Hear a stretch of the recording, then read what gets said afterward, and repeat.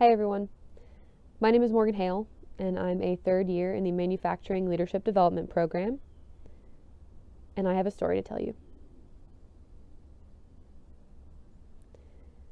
Ever since I was young, I've always known what it is I wanted to do. I was a really good student, a go-getter, one of those gifted students, whatever that means, and the way I achieved things was by being a good student. I was always straight A's, a couple B's in high school, and I had developed a method of being a good student. I wasn't one of those kids who could walk into a test having not studied and get 100%. That was not me. So I studied, and I created study guides, and I helped other people study, and I put in the work. And I got really good results. And the older I got, the better I got at time management and prioritizing and knowing what I had to do to get the job done. Of course, in college, it was a lot harder. But I never had to retake a class, and that was my own personal victory. And I definitely attribute that to my work ethic. I was a really good student, and that's what it came down to. I would never pretend to be the smartest person in a room, but I will always strive to be the most resourceful. Tell me to learn something, and I will. Tell me to do something, I'll figure out a way to do it. And that's pretty much how my childhood and my young adulthood went. I knew what I wanted to do. I figured out how to do it, and I did it. I was always very confident in what I was doing. I felt like I was doing the right thing for me. And there wasn't really anything that I set out to do that I couldn't find some way to achieve. I definitely had my fair share of rejections, not making the basketball team, not making show choir, not getting that job I really wanted. But those were kind of minor setbacks, and I still felt like I knew what I was doing. Always headed in the right direction. So in May of 2018, I graduated with my degree in chemical engineering from Missouri University of Science and Technology. And it was really hard to get to that point, and I cried a lot, but it was effort I knew how to put forth. Being a student had been my entire life, and I was very good at, planning around deadlines and planning my whole semester. I lived and died by my planner. I am a J for all you Myers-Briggs buffs out there. I plan, and I was really good at it, and it served me well. So then I graduated and got a job and moved to Kansas City and started working in our litter factory. And I was given a management position almost right out the gate, 5 months in, and then that transitioned into a project engineer role. Being an adult is very different than being a student, as most of you know. It was a very hard transition for me. It had its own challenges. Deadlines weren't very hard anymore, or set in stone, I should say. And I had to kind of work around my own timeline and my own frame of reference for when things should be accomplished. There was no longer midterms and finals and this segregation of work. It was up to me. And working with your coworkers and your teammates is very different than working with other students, other like-minded students, people who are trying to achieve the same thing you're wanting to achieve. So that was an entirely different landscape. But while all this is happening, I also start going to conferences for this program. And this program is wonderful and gives you a lot of opportunity to learn about new things, learn about yourself, learn about working with others. And one of the things that we started to learn about was personal brand. I know we've talked about personal brand before. If you're unfamiliar, here's my take.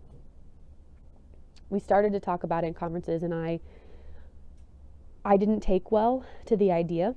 I thought it was almost like cheating. You trying to manipulate the way people perceive you and the way people believe you are.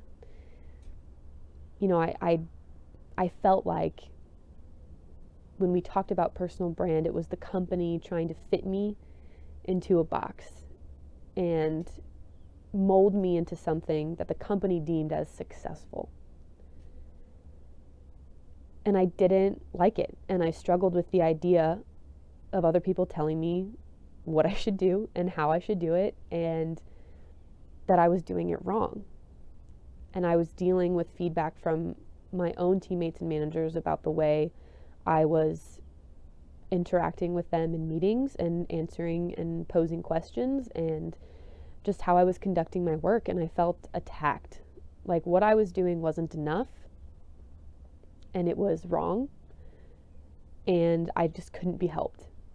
And I kept hearing over and over, you know, you should really work on this, or you should change this, or this needs to be better. But I never got clear advice on how to do any of that. I was just bombarded with, what you're doing isn't working. You need to change it. Great. How do I change it? So personal brand didn't sit well with me because I was struggling with trying to be myself and be authentic to how I want to do the job and to my own beliefs and values. But I also wanted to make those changes to be a better employee and be a better teammate. But I really struggled with how to do that. So amidst all of that struggle, this conflicting idea of personal brand and you know, branding yourself to be something, you know, I just felt like it was people trying to be something they weren't. But then also just trying to be an adult and do my work in a way that I didn't know how. And really what it boiled down to was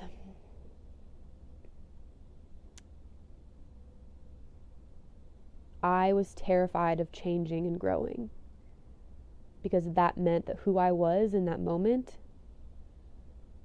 was nowhere near good enough. I had no confidence in who I was, and I was struggling to have the confidence in what I was doing, which I'd always had. I'd always had confidence. I knew what I was going to do. I knew where I was headed. And those two ideas were in contention. Then something happened in my personal life that just completely rocked my world. I lost a relationship that had meant the world to me very suddenly, with almost no warning. And I entered a very dark place. I was not okay. I was very upset all the time. I was like a landmine walking through work, just waiting to be set off. And I spent every day trying to survive the day, trying to survive the hour, trying to survive the minute. And because I had all this energy focused on trying to survive that moment, I let everything else fall away, including the resistance I was putting up about my personal brand and being a better employee.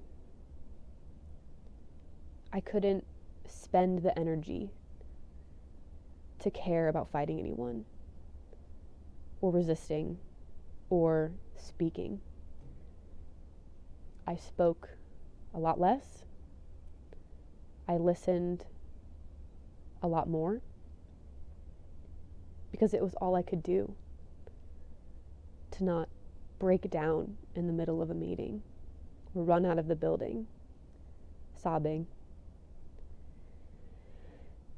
So much of my energy had been focused on worrying about what everyone else was saying, and at that point I just couldn't care.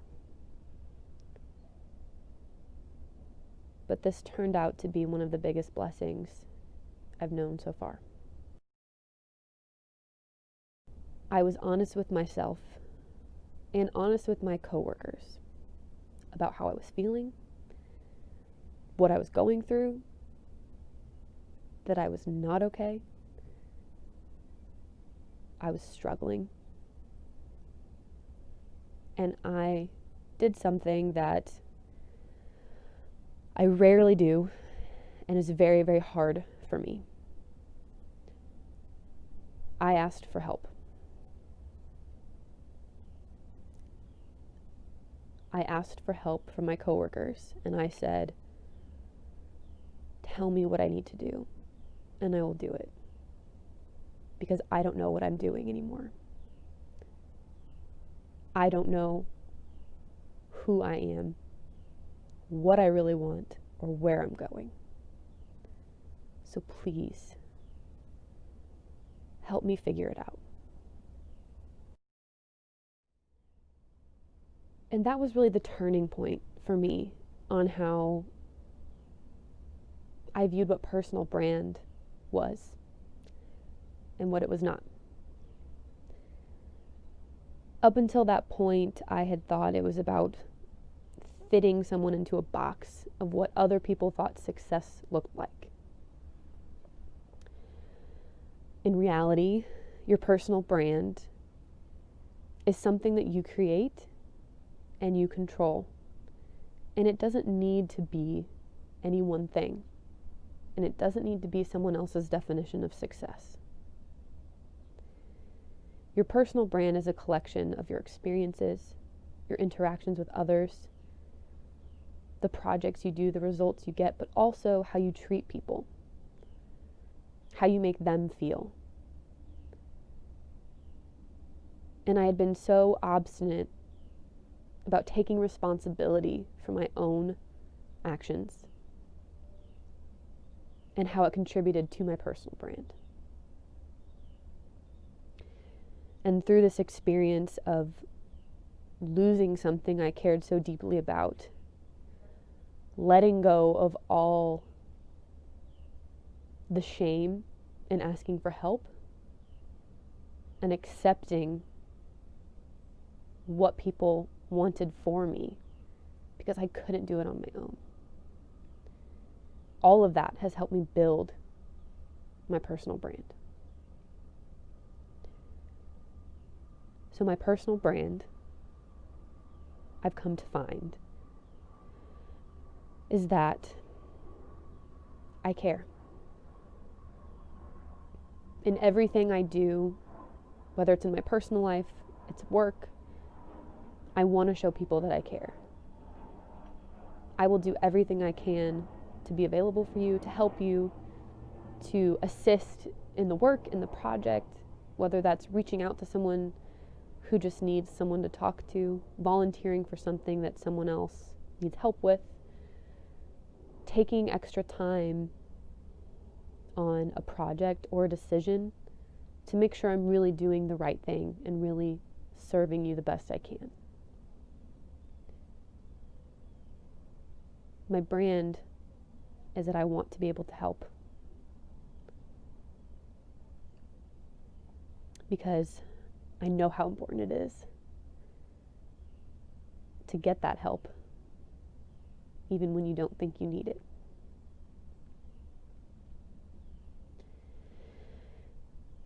And what I want to stress is that your brand can change, and it will change. As you grow and change and make mistakes and learn and expand, so will your brand. And that's okay, and that's good. It should grow with you. Even though it's scary, even though it might seem hard,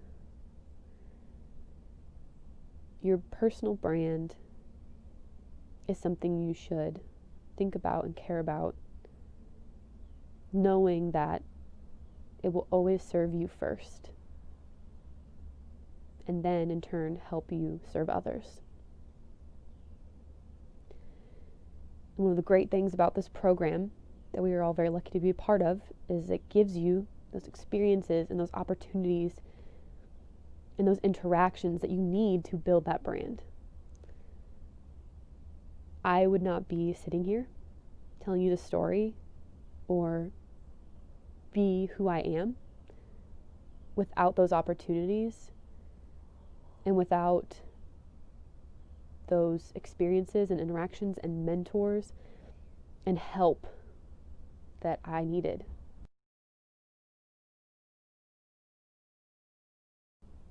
It's okay to change, and it's okay to grow. It's also okay to ask for help. You manage your personal brand. Make it yours, own it,